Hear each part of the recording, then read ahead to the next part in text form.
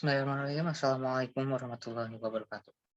Perkenalkan, nama saya Jajat bin Mubarok, NPM 20215128. Ya, di sini saya akan coba menjelaskan tentang hakikat perencanaan pembelajaran matematika. Nah, saya di sini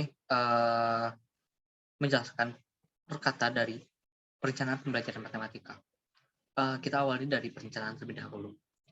Perencanaan berasal dari kata rencana, yang berarti pengambilan keputusan untuk mencapai tujuan. Lalu menurut Eli, sebagaimana dikutip Sanjaya mengatakan bahwa perencanaan itu pada dasarnya suatu proses dan cara berpikir yang dapat membantu menciptakan hasil yang diharapkan. Pendapat di atas mengabarkan bahwa setiap perencanaan dimulai dengan menetapkan target atau tujuan yang akan dicapai. Lalu menurut Kaufman, yang dikutip dari Harjano pada 2010, menyatakan bahwa perencanaan adalah suatu proyeksi tentang apa yang diperlukan dalam rangka mencapai tujuan yang absah dan bernilai di dalamnya mencakup elemen. Yang pertama ada mengidentifikasi dan mendokumentasikan kebutuhan, lalu menentukan kebutuhan yang perlu diprioritaskan, spesifikasi rinci hal yang dicapai dari tiap kebutuhan, identifikasi persyaratan untuk mencapai tiap-tiap pilihan, sekuensi hasil yang diperlukan. Lalu ada unsur-unsur perencanaan. Nah, unsur-unsur perencanaan ini menurut Saharwoto pada tahun 1978, agar dapat diperoleh jaminan sebesar-besarnya, tujuan yang telah ditentukan dapat dicapai sebaik-baiknya. Suatu perencanaan sebaiknya juga mengandung unsur-unsur sebagai berikut. Yang pertama ada unsur tujuan. Jadi di dalam sebuah perencanaan itu haruslah mempunyai sebuah tujuan, yaitu perumusan yang lebih jelas dan lebih terperinci mengenai tujuan yang telah diterapkan untuk mencapainya. Lalu ada unsur polisi atau kebijaksanaan, yaitu metode atau cara ataupun jalan untuk mencapai tujuan yang hendak dicapai, yang termasuk sub B ini ya, hanya garis-garis besarnya saja. Lalu selanjutnya ada unsur prosedur. Ini meliputi pembagian tugas serta hubungan atau vertikal dan horizontal antara masing-masing anggota kelompok secara terperinci. Lalu selanjutnya ada unsur progres atau kemajuan. Dalam perencanaan ditentukan standar-standar mengenai segala sesuatu yang hendak dicapai. Dalam istilah Inggris, standar mengukur kemajuan suatu usaha sebagaimana direncanakan. Secara singkat dapat dirumuskan dengan kata-kata how many untuk kuantitasnya, how well untuk kualitasnya, dan how long untuk lamanya. Selanjutnya ada unsur program. Dalam unsur ini tidak hanya menyimpulkan rencana keseluruhannya sehingga merupakan kesatuan rencana, melainkan juga dalam rangka perencanaan seluruhnya. Untuk program harus pula mengandung acara urut-urutan pentingnya macam-macam proyek daripada perencanaan tersebut. Yang kedua ada jenis-jenis perencanaan. Nah, untuk jenis-jenis perencanaan ini ada perencanaan berdasarkan tingkat, yaitu ada master plan atau rencana induk, lalu operational planning atau rencana operasional, dan yang ketiga ada day-to-day planning atau rencana harian. Lalu yang kedua ada perencanaan berdasarkan jangka waktu. Perencanaan berdasarkan jangka waktu ini terbagi lagi menjadi 3, yaitu rencana jangka panjang atau long term planning, lalu ada rencana jangka menengah, lalu ada rencana jangka pendek. Yang ketiga ada rencana berdasarkan ruang lingkup. Yang pertama ada rencana strategis, di mana rencana strategis ini adalah suatu perencanaan yang di dalamnya memiliki penjelasan terkait kebijakan dalam kurun waktu yang lama, dan waktu pelaksanaannya pun juga lama. Yang kedua ada rencana taktis atau tactical planning, adalah suatu bentuk perencanaan yang di dalamnya memiliki penjelasan yang lebih bersifat pendek. Lalu yang ketiga ada rencana terintegrasi atau integrasi planning, adalah suatu bentuk perencanaan yang di dalamnya memiliki penjelasan secara menyeluruh dan lebih terpadu.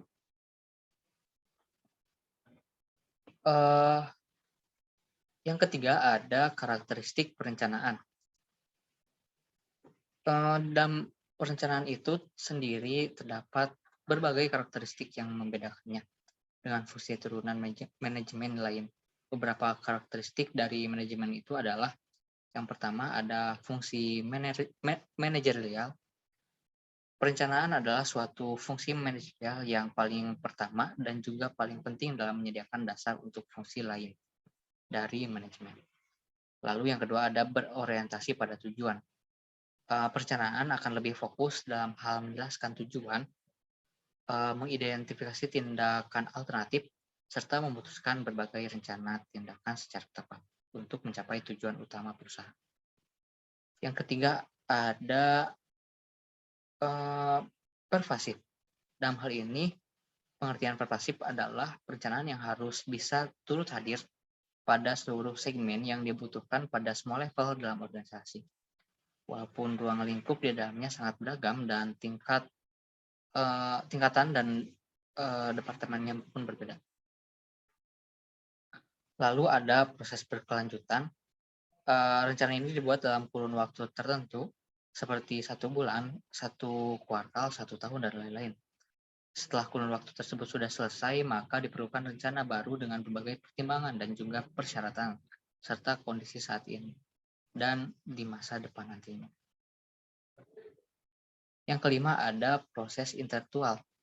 Perencanaan adalah suatu proses dari latihan mental yang di dalamnya melibatkan penerapan logika, cara berpikir, memperkirakan, serta membayangkan hal lain secara lebih cerdas dan berinovasi. Lalu selanjutnya ada futuristik. Dalam suatu proses perencanaan, kita bisa mengintip masa depan. Hal ini mencakup memproyeksi masa depan. Lalu selanjutnya ada pengambilan keputusan. Keputusan bisa dibuat terkait pilihan tindakan alternatif yang bisa dilakukan guna mencapai tujuan. Pilihan yang bisa dipilih harus terbaik di antara semua pilihan yang ada, yang di dalamnya mempunyai banyak kelebihan dan juga sedikit keuntungan. Yang selanjutnya adalah fungsi perencanaan. Untuk fungsi perencanaan pada dasarnya adalah suatu proses pengambilan keputusan sehubungan dengan hasil yang diinginkan, dengan menggunakan sumber daya yang dan membentuk suatu sistem komunikasi, memungkinkan pelaporan dan pengendalian hasil akhir serta perbandingan hasil-hasil tersebut dengan rencana yang dibuat. Secara gamblang dijelaskan, perencanaan juga berfungsi banyak seperti menentukan titik tolak dan tujuan usaha, ataupun tujuan adalah yang ingin dicapai sehingga merupakan sasaran, sedangkan perencanaan adalah alat untuk mencapai sasaran tersebut. Lalu memberikan pedoman, pandangan, dan arah. Suatu perusahaan harus mengadakan perencanaan apabila hendak mencapai suatu tujuan. Tanpa perencanaan, suatu perusahaan tidak akan memiliki pedoman, pegangan, dan arahan dalam melaksanakan aktivitas kegiatan. Lalu mencegah pemborosan waktu, tenaga, dan juga material. Dan selanjutnya adalah persyaratan perencanaan. Untuk persyaratan perencanaan sendiri ada faktual atau realistis, artinya perencanaan yang akan ditetapkan oleh organisasi harus sesuai dengan fakta dan kondisi tertentu yang akan dihadapi oleh organisasi. Lalu logis dan rasional, berarti perencanaan yang dirumuskan dapat diterima oleh akal, logis, dan rasional hingga dapat dilaksanakan. Selanjutnya ada fleksibel, artinya bahwa perencanaan yang baik bersifat fleksibel dan tidak kaku. Selanjutnya ada komitmen, memiliki arti perencanaan yang baik harus merupakan dan melahirkan komitmen terhadap seluruh anggota organisasi untuk dapat bersama-sama berupaya mewujudkan tujuan organisasi. Yang terakhir ada komprehensif, berarti bahwa perencanaan yang baik harus menyeluruh dan mengkomodasi aspek-aspek terkait. Untuk selanjutnya ada poin pembelajaran. Kata pembelajaran sendiri berasal dari kata instruction yang sering digunakan di dunia pendidikan Amerika Serikat. Istilah ini cenderung dipengaruhi oleh aliran psikologi kognitif holistik di mana siswa sebagai sumber dari kegiatan. Menurut Rianto, pada tahun 2009, pelajaran adalah usaha seorang guru mengarahkan interaksi siswanya dengan sumber belajar atau belajarkan siswanya untuk mencapai tujuan yang diharapkan. Hal ini sejalan dengan pendapat Gagne pada tahun 1992 bahwa pembelajaran merupakan seperangkat peristiwa yang dilakukan guru untuk mengolah fasilitas dan sumber belajar yang tersedia agar dapat dimanfaatkan siswa dalam mempelajari sesuatu. Maka dapat disimpulkan bahwa pengertian pembelajaran adalah proses di mana seorang pembelajar berinteraksi dengan pendidik atau sumber belajar di lingkungannya. Pembelajaran adalah dukungan yang diberikan oleh pendidik atau memastikan bahwa ada proses memperoleh pengetahuan dan pengetahuan. Lalu kita masuk ke hakikat dari pembelajaran itu sendiri. Istilah pembelajaran memiliki hakikat perencanaan atau perencanaan sebagai upaya untuk pembelajaran siswa. Itulah sebabnya dalam belajar peserta didik tidak hanya berinteraksi dengan guru sebagai salah satu sumber belajar, tetapi mungkin berinteraksi dengan keseluruhan sumber belajar yang dipakai. Misalnya adalah kita bisa berinteraksi dengan media pembelajaran, bisa berinteraksi dengan buku pembelajaran yang kita bawa. Tetapi mungkin berinteraksi dengan keseluruhan sumber belajar yang dipakai untuk mencapai tujuan pembelajaran yang diinginkan. Jadi pembelajaran sebagai suatu sistem adalah proses interaksi yang dilakukan antara peserta didik dengan pendidik dalam suatu lingkungan.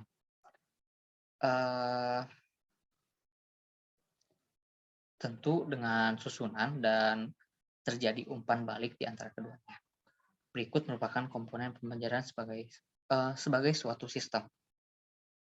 Yang pertama ada input.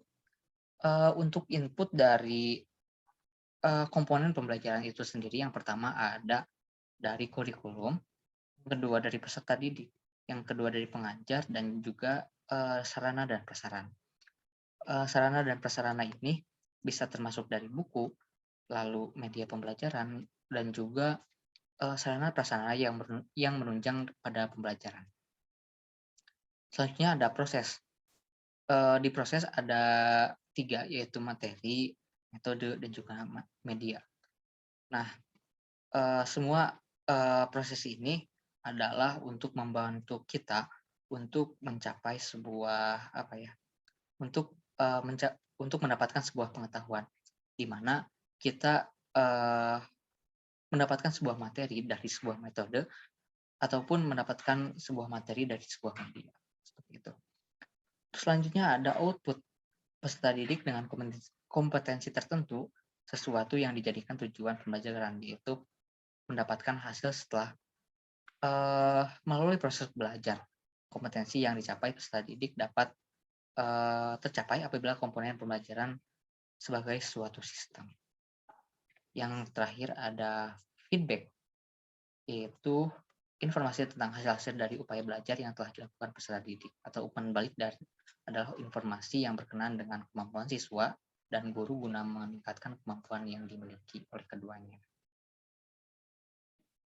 Oke, yang terakhir kita ke poin ketiga, yaitu matematika. Mungkin kita sudah tidak asing dengan kata matematika. Mungkin orang-orang bisa menyebutnya, banyak orang yang takut dengan matematika, padahal matematika itu bisa disebut menyenangkan bagi beberapa orang. Oke, kita kupas dulu dari kata matematika. Istilah matematika sendiri berasal dari kata Yunani, yaitu matein atau matenei, yang artinya mempelajari. Mungkin juga kata tersebut erat hubungannya dengan kata Sanskerta, yaitu meda atau widya, yang artinya kepandaian, pengetahuan ataupun inteligensi. Kata ilmu pasti merupakan terjemahan dari bahasa Belanda, yaitu wiskunde. Sementara itu R. Sojadi mengemukakan beberapa pendapat mengenai definisi matematika. Matematika adalah cabang ilmu pengetahuan eksak dan terorganisir secara sistematik. Lalu matematika adalah pengetahuan tentang bilangan dan kalkulasi. Matematika adalah tentang penalaran logika dan hubungan dengan bilangan. Matematika adalah pengetahuan tentang fakta, kuantitatif, dan masalah tentang ruang dan bentuk. Matematika adalah pengetahuan tentang struktural yang logik. Lalu matematika adalah pengetahuan tentang aturan yang ketat. Lalu matematika bisa disebut juga sebagai ratu dan pelayan ilmu. Matematika disebut sebagai ratu dan pelayan ilmu itu karena matematika merupakan ilmu yang mandiri. Jadi bisa disebut akar dari semua ilmu. Karena tanpa bantuan ilmu lain, matematika dapat tumbuh dan berkembang untuk ilmunya sendiri. Hal penting yang merupakan sebuah ciri-ciri matematika yang membedakan dengan semua cabang ilmu adalah kedudukan yang otonom dan dapat mencakup kebutuhannya sendiri. Lalu, matematika sebagai bahasa ilmu. Matematika merupakan bahasa dari ilmu karena dengan matematika, para ilmuwan dapat mengembangkan ilmu yang menyampaikan hasil temuannya. Lalu ada matematika sebagai ilmu deduktif. Penalaran dalam matematika harus bersifat deduktif. Matematika tidak dapat menerima generalisasi berdasarkan pengamatan induktif. Induksi lengkap atau induksi matematika sering dikacaukan seolah-olah menggunakan penalaran induktif. Lalu ada matematika sebagai ilmu struktural, lalu ada karakteristik matematika. Karakteristik matematika pada pembahasan sebelumnya telah diuraikan bahwa matematika itu tunggal, bersifat otonom, dan juga sebagai ratu dari semua ilmu. Lalu ada tadi kita sudah mengupas satu persatu satu kata dari perencanaan pembelajaran matematika. Nah, mungkin kita akan satukan apa itu perencanaan pembelajaran matematika. Disiplin